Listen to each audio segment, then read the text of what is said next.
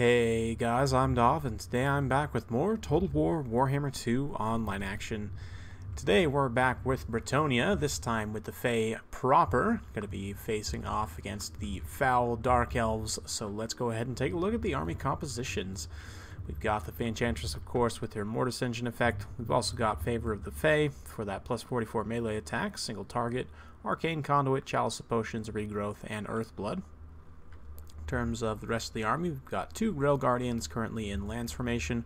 We've also got 2 Grail Knights hidden out in the woods to the flanks. And then for infantry, we've got a front line of Spearmen at Arms with shields with 4 pole arms to back them up and a Grail Relic for leadership support. So relatively straightforward Bretonnian army, more or less what you would expect. For the Dark Elves here, we've got Dread Spears out to the flanks, a couple units of Witch Elves, a couple units of Blackguard of Nagron, 2 Reaper Bolt Throwers. We've also got Malekith and a couple of Black Ark Corsairs in the center. Pretty decent army overall, although a little bit lacking in mobility. This is a very infantry-centric force. It looks like Malekith himself is even, well actually he's on a cold one here, so he'll have some mobility, but the rest of the army is going to be relatively static. I mean, my opponent does have an artillery strategy, so yeah, it's going to benefit him. So we're going to start moving up with the peasants first, and then obviously these Grail Knights are hidden out to the flanks, so they're not going to be able to be shot at all by the artillery there. But my opponent currently targeting these peasants in front. He definitely needs to switch those bolt throwers on to these Grail Guardians. These peasants are not worth shooting at. They're not worth wasting your ammo on. So yeah, let's go ahead and just watch as the Bretonnian Knights charge in front. You can see Malekith not wanting to take that engagement head up, so he's going to pull back. Looks like dropping some kind of spell. A little bit of a Blade Wind there in the center. Not going to do the most damage, but the Grail Guardians now coming in for their Lance Formation charge. Just going to punch straight through the front lines and pretty much massacre those Black Ark Corsairs on contact. And then immediately overrun to the second line. Then the peasants are going to come through and start to mop things up. You can see the Grail Knights emerging from the forests on either side, going to be getting ready to start running their charges in. Unfortunately, we do get locked down by Witch Elves in just a moment here. You can see my opponent responding very well with the Witch Elves and with the Blackguard that were kind of in that second line. A very nice Soul Stealer going down as well. You can see both units of Grail Guardians now starting to take that substantial damage there, and they also both enraged from the Witch Elves. So although we were able to break those Black Ark Corsairs pretty much right off the bat, it did cost us some Grail Guardians potentially.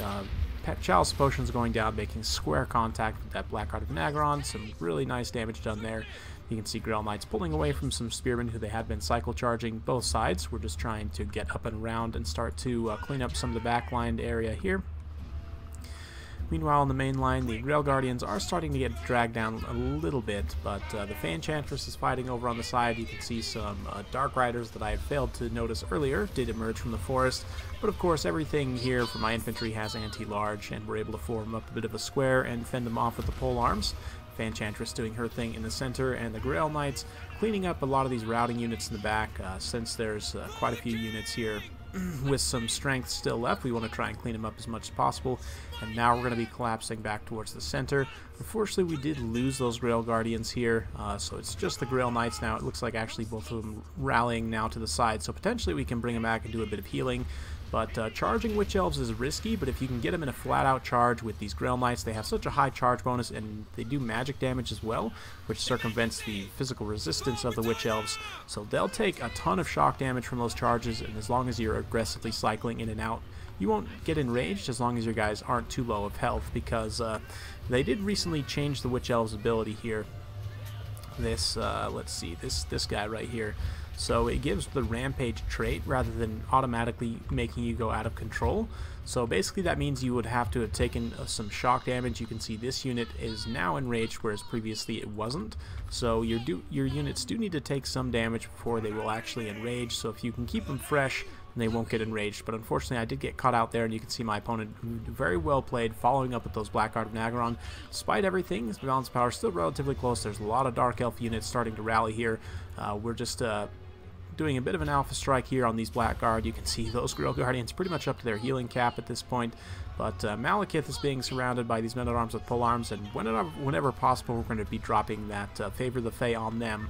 But at this point the Grail Knights are just going to be charging around and just cycle charging all these isolated targets.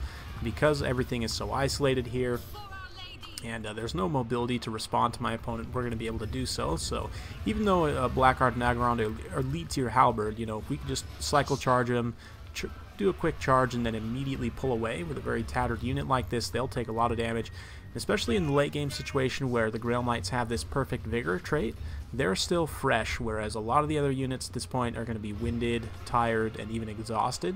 You can see these Blackguard of Nagarond are currently winded, so that in and of itself plays in big time, especially in the late game situation here. Gaze of Malice going down for my opponent, but you can see we're collapsing now with the Grail Guardians who had regrouped. Grail Knights also in the back line, lining up for a charge here. Looks like we're going to be immediately silencing those Witch Elves. Don't want to mess around with that and rage too much. Very nicely done by my opponent, though, dropping this Soul Stealer here in this big blob. Not only is it going to heal Malekith, but also is going to do a substantial amount of damage to all the units in this blob. And considering these Grail Guardians are pretty much at their healing cap, and the other one's only 8 unit models, we'll probably be finishing them off. That being said, the 2 Grail Knights proper are still online, I believe, or at least the one is. I'm not sure where the other one got off to. It looks like they're over there on the side rallying. But the polearms really coming through in the clutch here. Just wherever Malekith goes, he's met by these armor-piercing, potentially armor-piercing, but always anti-large troops. Looks like we're going to be dropping another comment here from the Chalice of Potions, so we'll watch as that impacts these Blackguard of Nagarond right in the center. Ooh, looks like quite a few of them actually able to dodge out of the way there, and it ends up doing quite a bit of friendly fire to my own units. But it was able to finish off those Blackguard of Nagarond there, and Malekith himself just being surrounded. Actually, it looks like a lot of my forces routing away at this point, so it looks like it's pretty much just the Enchantress and the Grail Knights yet left. You can see Lance Formation charge, and this is the one thing about Lance Formation on Grail Knights specifically, is they go up to 106 charge bonus, which is just obscene. It's so much, and you can see them just hardcore running over this Blackguard of Nagarond. Just completely not caring at all. They're going to wipe them out pretty easily. And basically we're just going to ping-pong around and clean up all these routing targets as much as possible, just to try and stack the balance of power. Because I honestly don't have that much stopping power, especially for this one relatively healthy unit of Blackguard. It's pretty much all my opponents got left. Hit these guys and Malekith are the main thing that's holding the balance power still for the Dark Elves, but you can see a lot of my forces rallying on the low ground here, so we're going to bring them up and try and form another line here while the Grail Knights go around and kind of finish off some of these tattered targets. We've also got this other unit of Grail Knights that has only 7 unit models, so if we can catch Malekith out, we're going to do so. But a little bit of fast forwarding here as we start to put this second line engagement together. We are going to be cycle charging whenever possible. I saw a nice downhill opportunity here, so we're going to do a quick charge and then immediately pull away before those Blackguard can react. And Malekith might be able to get a few attacks there. You can see he did take down a unit model, but we're going to distract him with this very tattered unit of Grail Knights coming in for a final glorious charge, and then probably going to be shattering. Looks like they're actually still fighting despite only having 4 unit models now. But again, just the cycle charging from the Grail Knights here. Very, very cool cinematics as they just punch straight through in that Lance Formation. And that is the one nice thing about Lance Formation. Well, one of the nice things about Lance Formation is you can just punch straight through a line, especially if it's spread relatively thin. And elves tend to spread their units thin anyway, just because they don't have a lot of unit models typically. So you can punch through elf lines relatively easily. And yeah, especially in a late game scenario like this, like I mentioned, where these guys have that perfect vigor, they're still going to be fresh, whereas these Blackguard are currently exhausted, as is Malekith. So that definitely makes a difference. And now you can see the peasants coming in here for their final stand, rallying to their lady, who is shouting over from the hill over there.